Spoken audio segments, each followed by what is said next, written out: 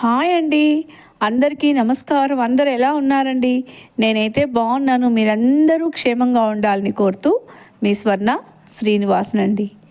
అదిగో ఆకాశంలో చూడండి, నిండు పౌర్ణమి చంద్రుడు కార్తీక మాసంలో ఎంత అందంగా కనిపిస్తున్నాడో ఒక్కసారి అందరూ చూడండి. ఇక్కడ ఇంకా 5:45 అవుతుందండి. ఇంకా 6 కూడా కాలేదు. ఆకాశంలో వెలుతురులోనే ఆ చంద్రుడు అంతా అందరికీ కనువిందు చేస్తూ ఉన్నాడు. మీ అందరికీ చూపించాలని ఈ వీడియో తీస్తున్నానండి. ఇక నేనైతే తులసి కోట దగ్గర దీపం పెట్టాలని ఈ పంచదీపాలు ఉండేది ఉన్నిందండి నా దగ్గర. దీన్నే నేను పసుపు కుంకుమ పెట్టి అలంకరించుకుంటున్నాను. ఇక దీని మధ్యలో ఇంకొక దీపం పెట్టి అందులో నేను 365 ఒత్తులు వేసి తులసి కోట దగ్గర వెలిగిస్తామని ఈ విధంగా అరేంజ్ చేసుకుంటున్నానండి. తులసి కోట దగ్గర అయితే దీన్ని తీసుకుపోయేసి ఇదో అండి పెడుతూ ఉన్నాను. అక్కడ చూడండి చంద్రుడు ఎంత బాగా, పౌర్ణమి చంద్రుడు ఎంత బాగా కనువిందు చేస్తూ ఉన్నాడో. తులసి కోట దీపం పెడుతూ ఉన్నప్పుడు తులసి చంద్రుడు కూడా అలా కనిపిస్తూ ఎదురుగా పెడుతూ ఉంటే దీపం ఎంత అందంగా, ఎంత ఆనందంగా ఉందో అండి. నాకైతే మాటలతో అయితే నేను చెప్పలేను. ఇదో అండి 365 ఒత్తులు ఇలా అరేంజ్ చేసుకున్నాను నేను. ఇక నేనైతే కొన్ని విషయాలు చెప్పాలనుకుంటున్నానండి. మనము తులసి కోట దగ్గర చాలా పొరపాట్లు చేస్తూ ఉంటాము. అలాంటి పొరపాట్లు చేయకూడదని, ఆ పొరపాట్లు ఏవో అని కూడా నేను మీకు తెలియచేయాలని చెప్తూ ఉన్నానండి. ఇప్పుడు మనం తులసి కుండీలో కానీ లేక ఒక పెద్ద కోటలో కానీ నాటుకుంటాము. కుండీలో నాటినా కూడా దాన్ని తులసి కోట అని పిలుస్తామండి. ఆ తులసి కోట చాలా పవిత్రంగా ఉంచుకోవాలండి. ఎప్పుడు తులసి కోట దగ్గర తప్పకుండా ముగ్గు ఉండాలండి. ఫస్ట్ది తులసి కోట దగ్గర ఎప్పుడు ముగ్గు ఉండాలి. ఎప్పుడు ముగ్గు లేకుండా తులసి కోటని అలాగే ఉంచకూడదండి. మనం ఇంటి ముందర ఎలా ముగ్గు అయితే ఎప్పుడు ఉండాలి అనుకుంటామో తులసి కోట దగ్గర కూడా చిన్న ముగ్గైనా మనం పెట్టుకోవాలండి. ఇంటి ముందర ఎప్పుడు ముగ్గు ఉండదు మనకి. మన ఇంట్లో ఏమైనా అశుభ కార్యం జరిగినప్పుడు అలాంటప్పుడు ఇంటి ముందర ముగ్గు ఉండదు కదండి. తులసి కోట దగ్గర కూడా అప్పుడు ముగ్గు వేయము. మనం ఇంట్లో ఎలా ఇంటి ముందర ముగ్గు ఉండాలో తులసి కోట దగ్గర కూడా ఖచ్చితంగా ముగ్గు పెట్టుకో ఉండాలండి. ఇదొకటండి. ఇక నెక్స్ట్ ఇంకొకటి ఏమంటే, మనము బట్టలు ఉతికి ఆరేసినప్పుడు ఇలా విదిలిస్తామో లేకుంటే పక్కనే ఆరేస్తామో కదండి. మనం బట్టలు ఆరేసేటప్పుడు అందులోని ఒక చిన్న బిందువు, నీటి బిందువు కూడా తులసమ్మకి తాకకూడదండి. అది చాలా పొరపాటు అండి, చాలా పాపం అండి అది అసలు. కాబట్టి మనం బట్టలు ఉతికి ఆరేసేటప్పుడు కూడా విదిలించాలని అన్నప్పుడు కూడా దూరంగా మనం విదిలిచ్చి దూరంగా వేయాలండి. ఆ బట్టల్లోని నీళ్ళు తులసమ్మకి తగలకూడదు.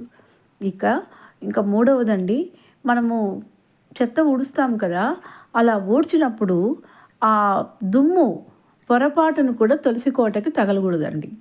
ఆ రేణువులు, చిన్న రేణువులు కూడా తులసమ్మకు తగిలినా కూడా అది కూడా చాలా పాపము ఊడ్చేటప్పుడు. అందుకే చాలా దూరంగా చీపురు పెట్టుకోవాలి. ఇంకొకటండి, కింద పెట్టుకోకుండా మనం తులసమ్మని కొద్దిగా ఎత్తులో పెట్టుకోవాలండి.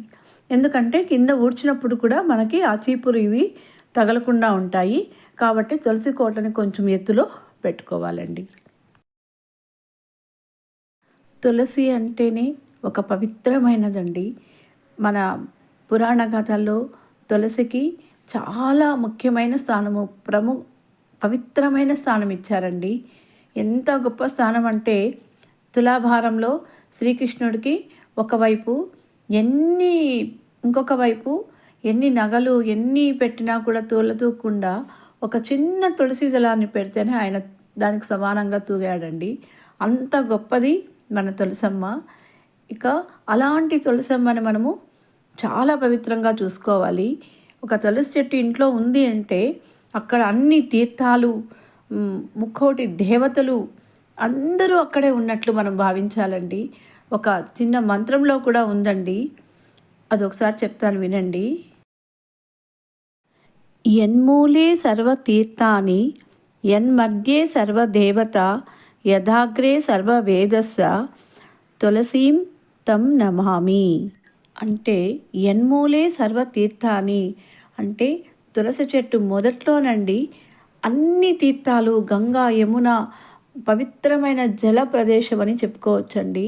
మనము ఎప్పుడైనా గంగా నదుల్లో అలాంటి స్నానం చేయాలి అన్నప్పుడు తులసి మాత కోటలో ఉండే కొద్దిగా మట్టిని తీసుకొనేసి మనం స్నానం చేసే నీటిలో వేసుకొనేసి కలిపి ఊరికే చిన్నగా అండి ఆ స్నానం చేసినా కూడా మనము గంగా స్నానం చేసినంత పవిత్రత వస్తుందండి. ఇక యన్మధ్యే సర్వదేవత, ముక్కోటి దేవతలను పూజించాలనుకుంటే మనము తులసి చెట్టు యొక్క మొదటి పైన ఉండే ఆ కొమ్మల పైన మనం పసుపు కుంకుమ గంధము పూసి పువ్వులు పెట్టి పూజ చేస్తే ముక్కోటి దేవతలను పూజించినట్లు అవుతుందండి. ఇక యదాగ్రే సర్వవేదస్స అంటే అగ్రభాగాన సర్వవేదాలు ఉద్భవించాయని చెప్తారండి. ఇదండి తులసి కోటకి, తులసమ్మకి ఇచ్చే మనం పవిత్రత. ఇంత గొప్ప గా ఉండే ఈ తులసమ్మను మనం తీసుకుపోయేసి ఎక్కడంటే అక్కడ పెట్టి అపవిత్రంగా మాత్రం చేయకూడదండి. అది చాలా దోషము, చాలా పాపము. దానివలన మనకి చాలా దుష్ఫలితాలు కూడా వస్తాయండి. కాబట్టి దయచేసి ఎవరు కానీ తులసమ్మని చాలా పవిత్రంగానే చూడండి. నేనైతే ఈరోజు తులసమ్మ దగ్గర 365 ఒత్తులతో ఈ విధంగా దీపాలు వెలిగించానండి. ఎలా ఉందండి నా పూజ? ఒక్కసారి చూసేయండి. శ్రీ తులసి ప్రియ తులసి జయమునీయవే, జయమునీయవే. శ్రీ తులసి ప్రియ తులసి జయమునీయవే, జయమునీయవే. సతతము నిను సేవింతును సత్కృపగనవే, సత్కృపగనవే. సతము నిను సేవింతును సత్కృపగనవే, సత్కృపగనవే. శ్రీ తులసి ప్రియ తులసి జయమునీయవే, జయమునీయవే. ఈ విధంగా మనము తులసమ్మను పూజిస్తే సకల సంపదలు, సకల సౌభాగ్యాలు కలుగుతాయండి. ఇక నేనైతే తులసికోట దగ్గర 365 ఒత్తులతో దీపాలు వెలిగించుకున్నాను. తర్వాత గడప మహాలక్ష్మికి కూడా ఇరువైపులా దీపాలు వెలిగించుకున్నానండి.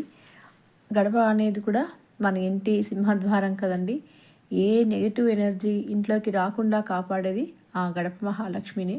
కాబట్టి ఆమెను కూడా మనం పవిత్రంగానే చూడాలి. ఇక తులసి కోట దగ్గర ఈ విధంగా దీపాలు వెలిగిస్తూ ఉంటే పైన ఆకాశంలో నుంచి చంద్రుడు చూస్తూ ఉన్నాడు చూడండి. నిజంగా చాలా ఆనందము, చాలా సంతోషము. నిజంగా మాటలతో అయితే నేను చెప్పలేనండి. మన ఇంటి దగ్గర తులసి కోట దగ్గర మనం వెలిగిస్తూ ఉంటే చంద్రుడు చూస్తూ ఉన్నాడు అనిపించే ఆ భావన కూడా చాలా బాగుందండి. ఇక ఇటువైపు ఇది మనం 365 ఒత్తులు మనం రోజు దీపం పెట్టకుండా చేసే పూజ అండి. ఇక్కడైతే మనం చంద్రుడి కోసం దీపాలు వదలాలి కదండి. ఇది ఇటువైపు నేను ఈశాన్య మూలనే ఈ నీళ్ళు చిన్న బౌల్లో నీళ్లు పెట్టి అక్కడ అరిటాకులో దీపాలు వెలిగిస్తూ చంద్రుని కోసం వదిలారండి. ఇది మన పౌర్ణమి చంద్రుడి కోసం అండి ఈ దీపాలు. ఇదండి నేను జరుపుకున్న కార్తీక పౌర్ణమి విశేషాలు. అదో చంద్రుడు కూడా చూస్తూ ఉన్నాడు. అటువైపు కార్తీక పౌర్ణమి రోజు తులసి కోట దగ్గర 365 ఒత్తులు, ఇటువైపు చంద్రుని కోసం ఈ దీపాలు వదిలానండి. ఇదండి నా కార్తీక పౌర్ణమి విశేషాలు. ఎలా ఉందండి? నచ్చితే తప్పకుండా సబ్స్క్రైబ్ చేసి షేర్ చేసి కామెంట్స్ పెట్టండి. అందరికీ కార్తీక పౌర్ణమి శుభాకాంక్షలండి. ఉంటానండి. బాయ్ అండి.